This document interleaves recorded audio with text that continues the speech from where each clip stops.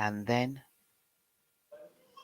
good morning, good afternoon, good evening. Welcome to BWTM Sports. We have with us back in the house, Rylan Charlton. Stay with us.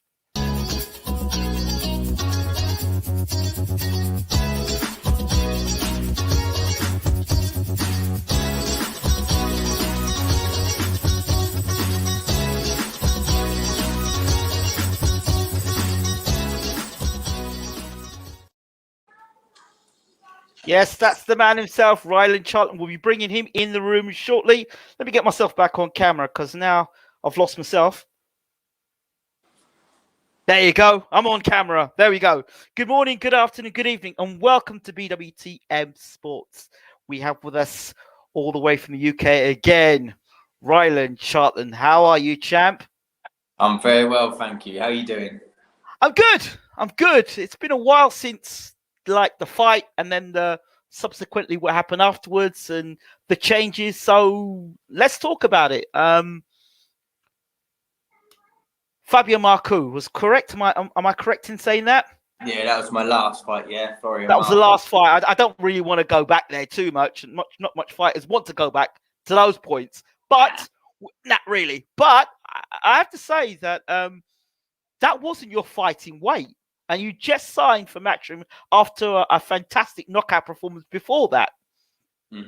I did indeed, yeah. I mean, I got my contract because I did call Eddie Hearn out, and he stuck to his word. He said he'll sign me, and he did, which is great. But then there was a fight with FLORIAN MARKU was in the contract, and I thought I'll give it a go. Welterweight was too big for me, but I mean, Joe Laws, that was around welterweight. He weighed in 10 stone 6.9 or something, so bang on the limit for welterweight. So I thought that I could give it a go at welterweight, but then MARKU was a true welterweight. He was big. You could kind of see in the weigh-in when I looked at the photos and I could see we're both doing this, and I looked at the photos and I was like, wow, he's massive, and you could see the size of him. He was like wide and just complete bigger build. And obviously my biggest asset is my power. So when you put me in there with someone that's big and my power is not as effective, then didn't go to plan kind of thing. But I gave my all and didn't pay off. But it's a risk, and that was that. You see, but there were moments in that fight, but you definitely troubled MARKU. So the punching power is clearly there, but he's a big guy. But for you to be able to even have that sort of impact of punching power, that surely must give you something to say that if I drop down in weight and I can still carry this power, I'm going to knock a few guys out. Yeah. Well, that's the plan. Like, I feel like throughout my camp before MARKU, I was sparring a lot of welterweights. So some of them are like 6 foot and stuff. Some of them are really tall. I mean, I'm 5 foot nothing. So I was looking at some of these guys and thinking, this is not my weight kind of thing. And I think I normally walk around at about, like, being not really that fit. I walk around at about 10 stone 6, 10 stone 7. That's the welterweight limit. So I haven't figured out, we're going to get down to lightweight, 135 pounds, which I think it'll be a get to that. But weight's not meant to be easy, is it? Making weight is hard. But I feel like at lightweight, I'm really going to take over the division, and I'm looking forward to that. I just want to get a fight date and get down to that weight. See, now in America, it's a very big thing. They'll get guys, they'll pull guys down two, maybe 3 weight divisions from where they might walk around. So you might walk around at welterweight. They'll have you someone fighting somewhere down at lightweight, and they'll say, well, you have to fight at that weight. You've got that. And then you do like what Canelo does. You get Canelo weight. So you might fight at lightweight, but you blow up by the time you get in the ring, you're a middleweight. And that's how Canelo does things. So, it was a gamble you took. What did you learn, apart from the fact that you were outmatched physically? What did you learn about yourself in that fight when you had to dig deep? Well, I mean, I didn't learn a lot because I knew that I was always, ever since I was a kid, I'd never give up, and I'm always pushing forward. And I mean, I was getting punched loads. My face was all like that. I couldn't see, and I just kept coming forward, and I just never give up. Which is, it's a good thing to have in boxing, I suppose. Not ever having any quit, but what I did learn is to have more of a game plan, because we went in there with one game plan, and that was kind of run at him and try and take him out, and that didn't work. And for some stupid reason, I continued to do so for 8 rounds going forward, and it's probably why my face was such a mess. But yeah, we need to have a game plan, and maybe if coming forward isn't working, then we just sit back and let them come to me, kind of thing. Yeah, so I learned a few bits, and I learned that it can hurt in this sport. Getting punched a lot, it hurts. It does. It does hurt. It does hurt when you keep getting punched back and you can't get. You see, boxing fans who may not have been in the sport, when you're banging guys out, you're knocking them over, and you're in control of that situation, it's fine. But when you're banging a guy with your best shot, and then that guy's coming and throwing punches back at you, and then it's hurting you, and you can't seem to get them off you, it's a different situation altogether. And it takes something very special to get yourself out of a situation like that. So when you see these guys move up in weight, like a Pacquiao, maybe a Sugar Ray Leonard, you kind of appreciate those guys and their skill level, that just not that can punch, but they've got so much more to offer. And you've seen so many guys do it and fail, and then you've seen guys do it and succeed. They think, he just moves up in weight, a couple of pounds won't make a difference. It makes a hell of a lot of difference. Massive difference, yeah, like real difference. I think Marku weighed in the next day around 11 stone, 11 and a half stone or something. And then, I mean, the next day, because of nervous energy, I would seem to just drop weight. The next day, on the fight day, I weighed in 10 stone 3 on the fight day. I was 10 stone 4 on the scales, 4 point something. And then the day of the fight, I was 10 stone 3. Because I wasn't even like filling myself up, because it was just my normal weight. But yeah, like you said, they do blow up and they get big, and yeah, that's how they can take over divisions, kind of thing, being the biggest at the weight. So the one thing I noticed in that fight, from about round 2, I'm thinking Rylan's not fighting the way that I would expect him to fight. Your game plan seemed different. You said you literally ran at him, and your game plan seemed so different to the guy you fought before that. And then, of course, Marku is a different type of opposition again. Of course, game plans change, but you didn't seem the same guy in terms of the way you were fighting. And now you revealed to me you just literally went to run at him. How did that differ to the guy you fought before that? I feel like when I fought Laws before, I felt like I just had to get in there, and I had to do a performance to then get myself out there, get my name out there. I had to do that. I had to win. And I feel like with the Marku fight, I don't know whether he got in my head a little bit, with all the talking, all that games kind of stuff. And inside, I wanted to really knock him out. I wanted to just get in there and really hurt him. And there was just no game plan with it. Like I should have just taken it easy and just eased my way into it. But I was just probably having a bit of rage. I just wanted to get in there and really hurt him. But that's what happens when you go into a fight with a bit of rage, I suppose. Like, it doesn't go to plan.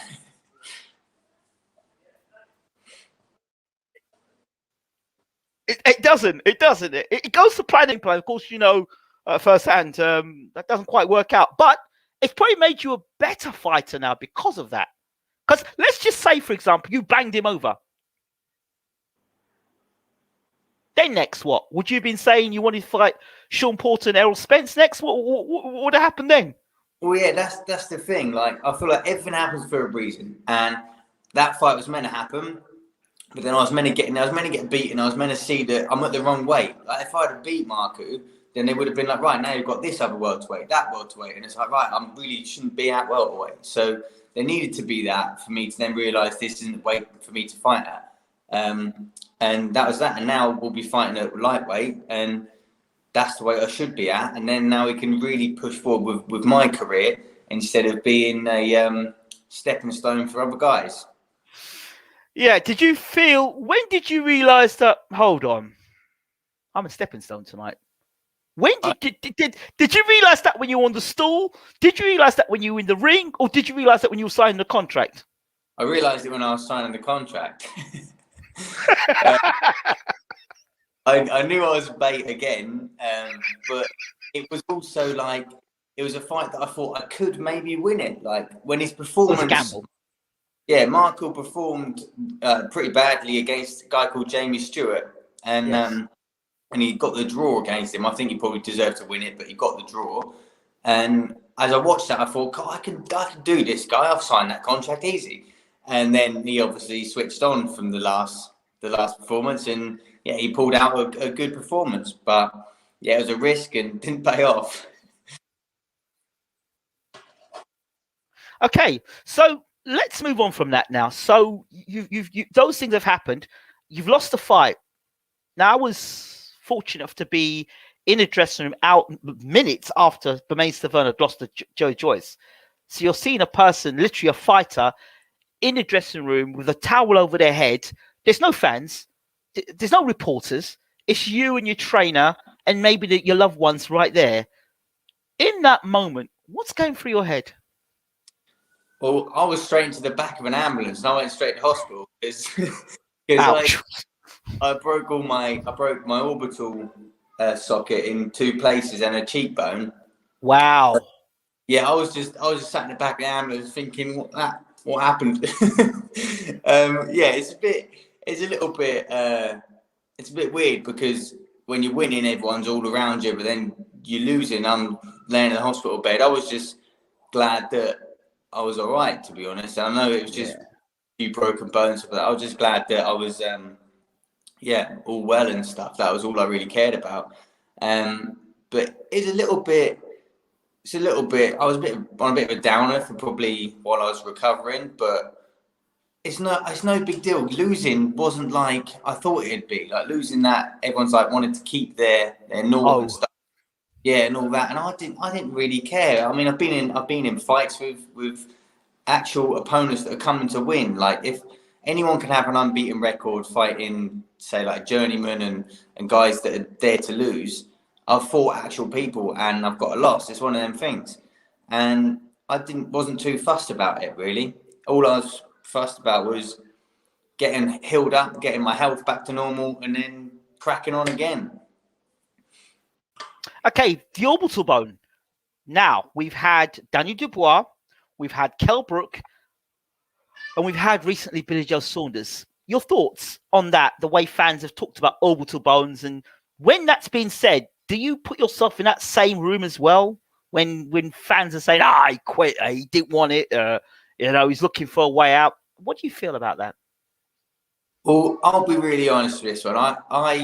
My orbital bone got broken within, I think it was the 2nd round. Because I remember he caught me with an uppercut and I felt it crunch and I felt like my eye was kind of sunk back a bit. I knew it was broken and I still continued to go forward, and it hurt. Every single punch that he punched me with in that eye afterwards was agony.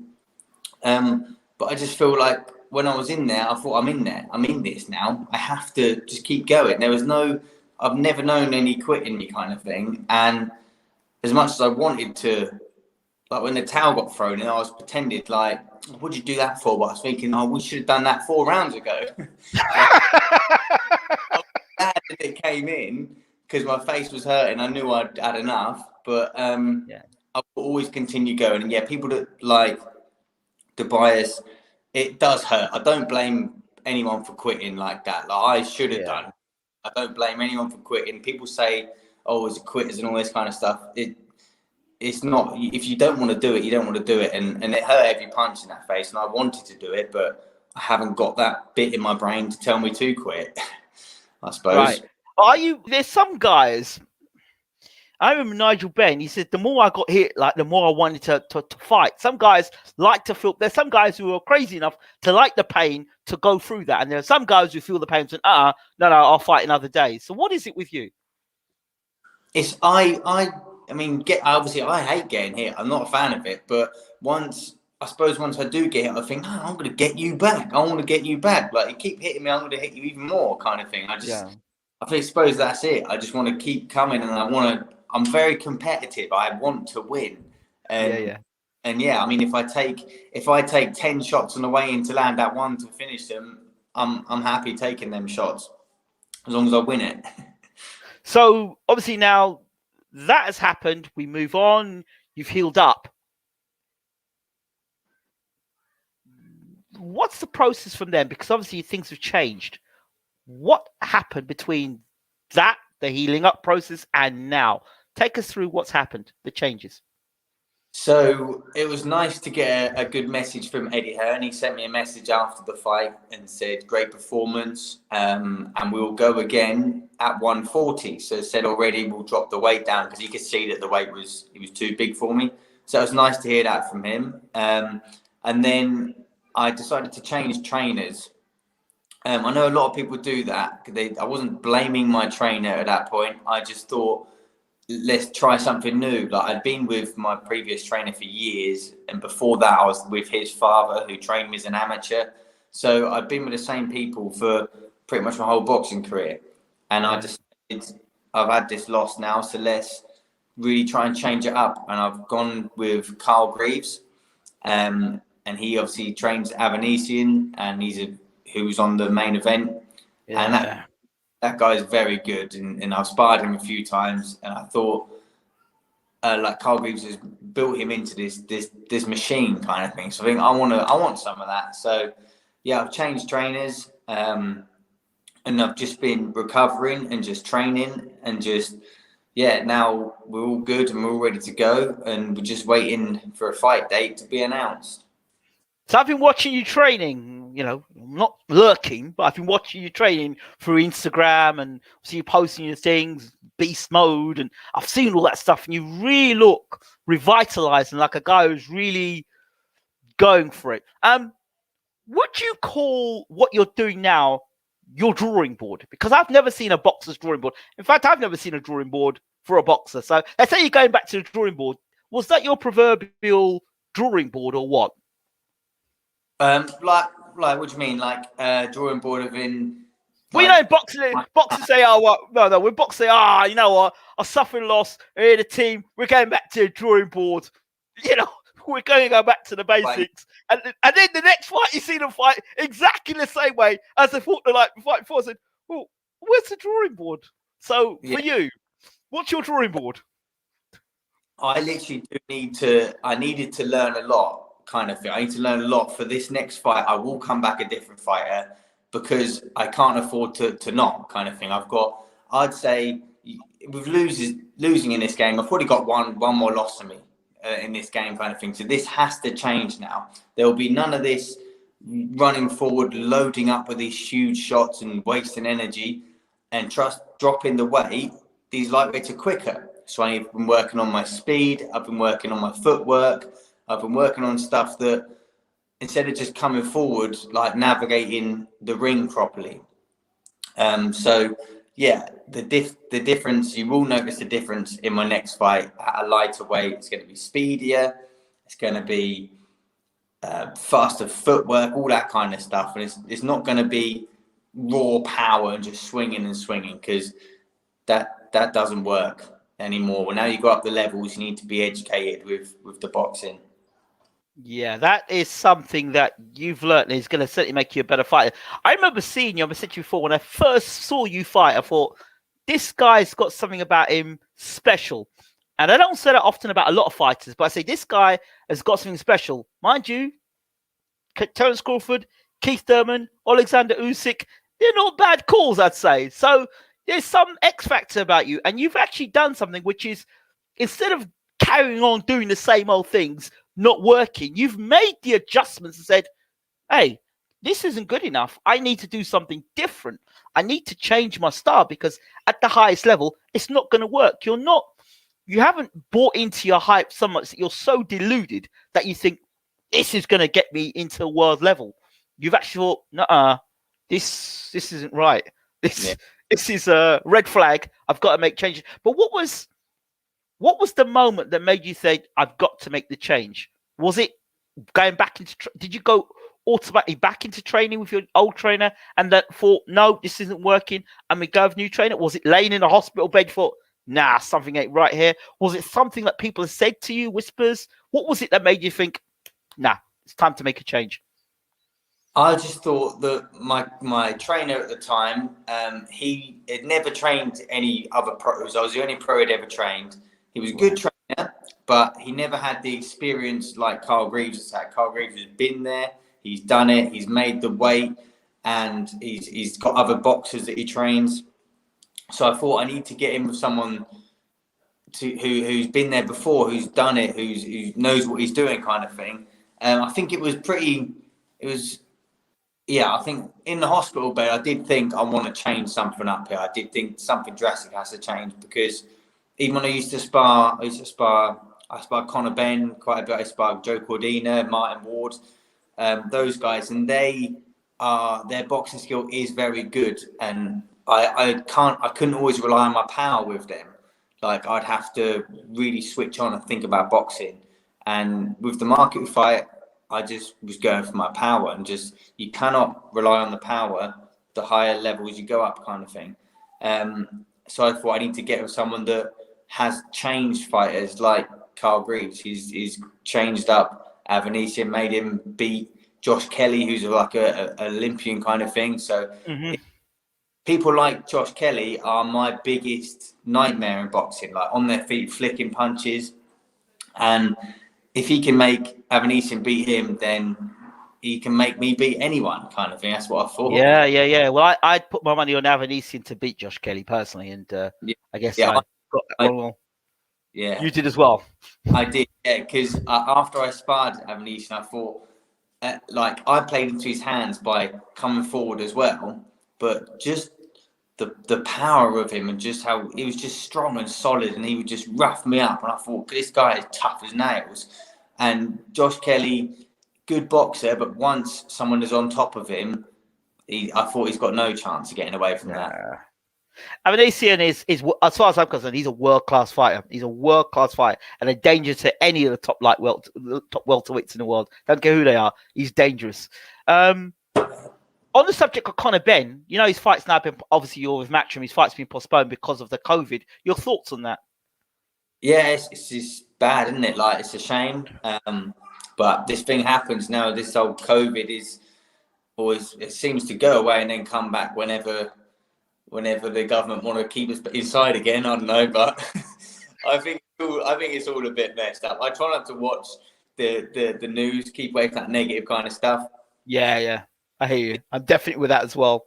I'm definitely with that. Absolutely. All right, let's move on. Okay, so now you're training now. You get yourself in now the lightweight division, because before it was the welterweight. The lightweight division. I mean, that's an exciting division. I mean, just in Britain, you have obviously Luke Campbell. I don't know if he's still fighting, but Luke Campbell's the first name that came to my mind there. You've got the lightweight world. You've got Lopez. Yeah. You've got Haney. You've got Lomachenko. You've got who else? Ryan Garcia. You know, you've got those guys there. I mean, there's a glamour division. I mean, you could be sitting amongst those guys.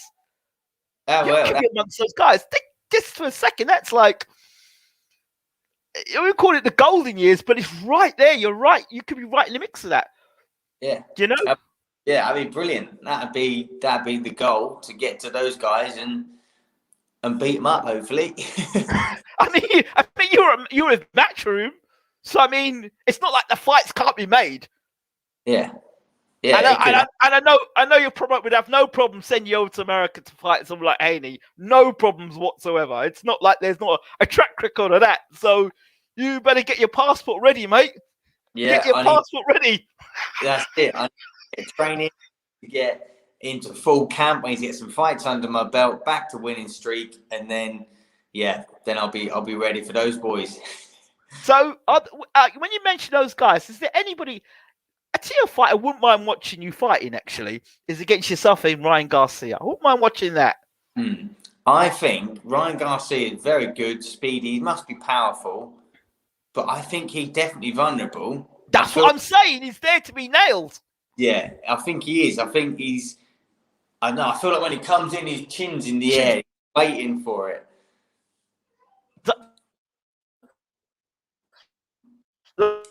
Like a giraffe in the future. yeah. So that could be a nice fight. That'd be one punch and game over. It'd be nice. Yeah, but that's one side of it. Luke Campbell was thinking the same way as well, but he was signing autographs when he dropped Garcia. And then Garcia got up and he let him off the hook. In terms of inspiration for you in boxing now, who inspires you? I don't think it sounds really bad, but I'm not a big boxing fan. I don't follow it that much, and I don't really know. I hear that. I feel like inspiration. I don't know. I'd probably say myself, because I just will keep going. I love the training. I just want to succeed so much in it, and I put in everything to it. And obviously other boxers do exactly the same. I feel like I don't really have any inspiration, to be honest, other than myself. Yeah, I remember once sitting down having Nando's with Derek Chisora. It was just before he was going to fight Vitaly Klitschko. And we're eating Nando's, tucking his chicken. I'm saying, yeah, you got that fight with Vitaly Klitschko, heavyweight championship of the world. Wow, you got a chance you could do it, you know? And I'm eating, going, wow, the heavyweight division. So where do you see yourself in the heavyweight division? And he's tuning along and he goes, well, I don't study boxing, mate. I'm like, what? I said, no, I don't watch the heavyweight division. I don't care. I don't. I said, what do you mean you don't care? This is your sport. This is your work. He goes, nah, I don't care. I just get in there and fight. Who's that fighter? Who's this fighter? I don't know that guy. And I was shocked that he wasn't able to know who the fighters were around him in this division. He just got out there and fought. I thought, well, maybe that's a good thing, because you're not paying attention to what's around you. Maybe that's a good thing. You're not worried about this guy and that guy. You're just doing your own thing. Yeah, I agree. I feel like if you know more about it, and all your other, like the people you could potentially be fighting, you watch them all the time. So I mean, you start getting doubts in you. I feel like I don't care. I'll just go for it. We get the fight match up. As long as we're the same weight, I'm happy just get in there and see what happens. I don't feel like you can study all of these videos and watch all these people fight. I feel like when you're in there, it's totally different anyway. So yes, it is. Totally different. So I feel like I'm not fussed about not knowing about anyone in my weight division. I just feel like I'll trust in my manager and stuff, and we'll just push on and get fights at my weight, and then I'm ready to get in there. I know you specifically said that you want to take a few fights, get yourself back on the winning track, to then taking, that bit. So what is for you? Is it British, Commonwealth, European, World, or is it one of these, you're going to go fast track to a world title fight? I don't mind. Whatever, if the money's good, I'll go straight to that world title one. Jeez. Okay. Eddie's gonna love you. Eddie will love you. I'm not really fussed. Whatever route I end up going. Maybe English title, then British, and we'll just go from there. I think if I'm a betting man, I would not be surprised within a year you'll be having a world title shot. I would not be surprised, to be honest. An announcement: there's a world title shot coming up. Rylan Charlton versus, I don't know, Devin Haney. Yeah, and it's sort of like what's it? Daring to be great, some sort of thing like that. Yeah, you can see it. You can see it. It's like, does that not because there's a track record of that happening in the past with your promotion, with the promotional team, and that's not a bad thing because guys are getting world title shots. Would you prefer to be? And this is a silly question, but would you prefer yourself to be properly prepared for a world title fight, so when you get in there, you've got a realistic chance of winning, or is it about, look, you know what? I'll just take the money. If I'm gonna get X amount of money to get paid to fight that guy, why am I going to fight this guy? Let me just get this money and just. I just feel what like is it for you? I'd take the risk. As long as I've got 8-week fight camp, I'll take a risk, and I'll get in there and I'll train for that solid 8 weeks, and then I'll get in there and I'll fight for whatever title they put in front of me. I feel like life, you have to take risks, otherwise I don't feel like you go anywhere. You've got to take risks, and some of them pay off, some of them don't. But I'll just take it. I'll take whatever kind of fight they put in front of me, as long as I have a proper fight camp. And what's your trainer said, Carl Greaves? What's he been saying to you since the MARKU fight? What's he saying to you in terms of direction and moving forward? I've just been working on lots of different stuff, just like hand speeds, like punches and bunches, instead of me just throwing. Like I used to be quite stacked, like 1, 2, 3, but now I'm like mixing them up with all sorts. Yeah, he's just trying to improve my hand speed a lot and throwing a lot more shots instead of just one big heavy one here and there. But he's really excited to be training me as well. He's buzzing, so I'm happy to have a good sort of connection with my trainer. Was that the first train you thought of going out, or were there were probably other names, you know, that everyone touts about, the Shane McGuigans, the Adam Booths, you know, Jamie Moore? Was that the first guy you thought about going with? Yeah, he was the first guy I wanted to go with because he was also in the bubble with us with Avanesian, and we were chatting quite a lot. And my manager used to be a professional boxer, and Carl Greaves used to manage him back in the day. So there's a bit of a connection there of those two, and I just felt like we gelled quite well together, and I feel like he was very excited about wanting to train me, and I thought I want someone that is going to be excited as well, instead of just all these other big trainers. They've got a lot of other fighters that I might not be able to get 100% of their attention, if you know what I mean. But with Carl, like excited, like, yeah, we'll do this, and I thought, great, he'll give me like 110% of all of his attention to really progress me, kind of thing. So yeah, he was the only guy I wanted to go with. So in terms of coming back and fighting, are you prepared to call fighters out? Or is that your style, or are you going to just kind of wait for the telephone to ring? Yeah, I don't really like that calling out thing. It's not really my style. I mean, I get called out quite a lot by people, and I just think it's pointless, because I don't get all of the mouth that everyone says to each other. Like, they're all making out they hate each other, and it's like, none of us really hate each other. We don't know each other. We're just going to get in there and have a fight. But everyone makes out that, make the beef to try and sell the fight. And it's not my style, that. So I don't do the calling out or anything. I'll just, wait for the phone to ring and wait for them to get me opponents.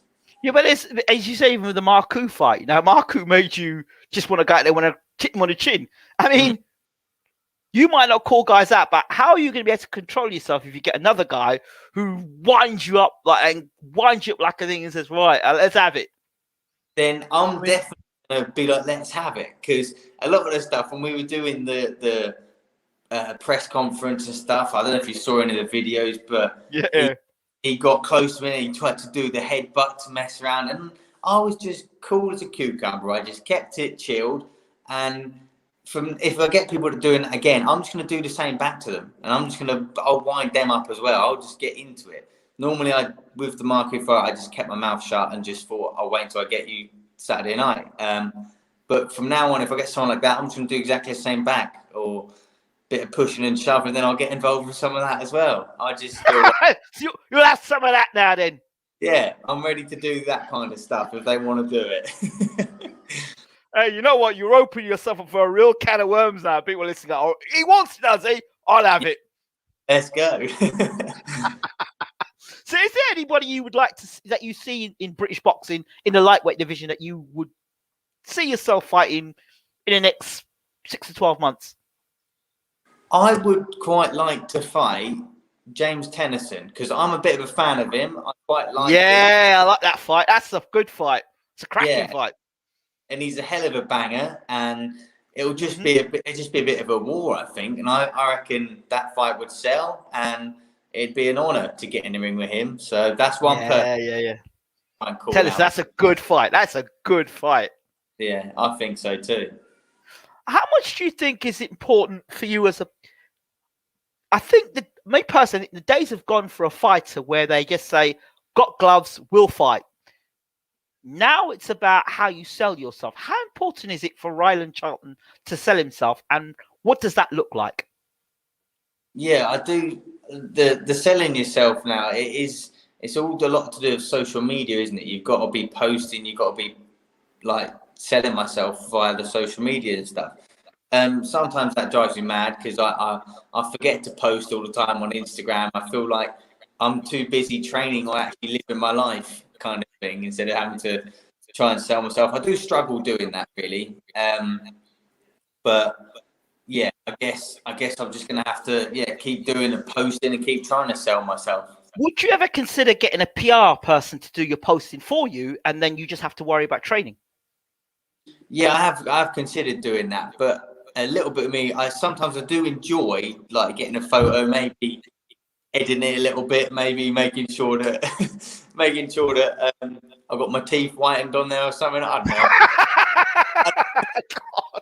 Sometimes I do like to post, but it is something I have thought about definitely. So I can just let the social media side of it just do its thing. Okay. Anything else that you feel that would to promote that you would do to promote yourself? Before I came to this interview today, I had a weird question to ask you. Would you ever go on Love Island? Yeah, if I was single, I would. Yeah. Okay. Right. Would you go on a Big Brother show if the opportunity was there? Maybe. Yeah, because if you get money for it, I'll do it. Yeah. Okay, just wondered. Not that I've got connections or anything, but you know, it's funny because you see somebody like I remember talking to Dave Allen. I remember saying to him that because you yourself very articulate, you know how to speak in the sense that you can put your opinion across, and you're very likable, almost like a people's champion. You've got that there about you, you know. So I could see you doing things like that in the future. If you could, let's say, if you could, outside of boxing, like to promote yourself, what would you do? I'll tell you what I'd like to do. I'd like to go on them programs like Bear Grylls, like in the wild, survival kind of things. That is what I'm all about. I'd love to do that kind of stuff. Instead of Big Brother and all that, I'd rather go and get dumped on a desert island and try and survive. What about like something like Ross Kemp does, where he goes around, he goes into prisons and sees all these mafia bosses and stuff like that? Yeah, that'd be a bit of me. As long as I could travel the world and get in some scary situations, because I seem to quite like having adrenaline, I suppose. I don't like adrenaline, but I am addicted to it, I think. MasterChef. Would you do a MasterChef? MasterChef? Yeah, I'd do that because I am a chef by trade, so I'd give that a go. Yeah. Yeah. I can see those things for you. I can really see those things for you outside the boxing. So let me close off this interview now. So now that you are training, you've got a new trainer, you've got fights coming up. You're waiting for Eddie Hearn to get you some fights. You've said already that you're quite happy to take the big fights if necessary. You'll fight anybody. To close, message to sponsors or anybody out there? I just want to shout out some of my sponsors, if that's all right. Go ahead. We have got Fire Snuff. They've been backing me since I started, and thank you. I've got Assembled Scaffolding. I've got Harmony Consultant Group. I've got We Solve All. And I've got Minton Care Home. And that is the care home that I work at still. So I just want to say thank you, guys, for keeping me in the game. And yeah, thanks a lot. So you're still working at a care home. So that means that takes an element of your time in boxing to be in a care home. Is that something that you want to still do? Or is that something that if you were given more sponsorship that you would leave that behind and just focus on boxing? I think so, yeah. I think I do enjoy working there, and they've been amazing by sponsoring me and giving me the time off to box. But I think it would be great if I could 100% focus on the boxing instead of me having to go to work.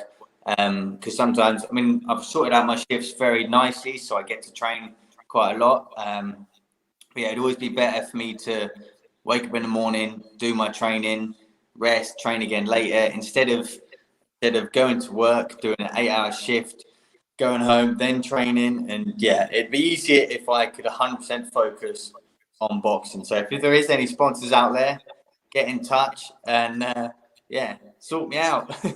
There you go. I think I'm sure the phones are ringing. I'm sure of it. It's coming your way, Rylan. It's coming your way. Rylan Charlton, thank you so much for talking to BWTM Sports. Do you have a message for the listeners and for the boxing world? Well, just thank you everyone who has tuned in to listen and who follow my career. And yeah, we will be back on a winning streak and we will get to the top. Absolutely. Rylan Charlton, once again, thank you so much for talking to BWTM Sports. You're welcome. Thank you. Take care, ciao. You too. Bye-bye.